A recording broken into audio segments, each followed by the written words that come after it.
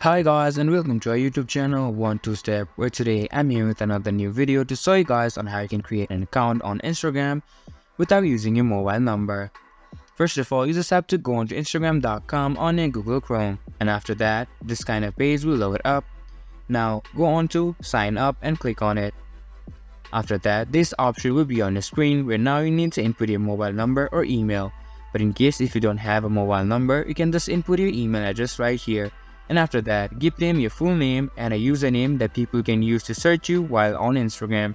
And then add a password to secure it. And after giving them your credentials, you just have to click on sign up and then you will sign up to Instagram without using your mobile number. This was for this video, and that's how you can sign up to Instagram without using your mobile phone or mobile number.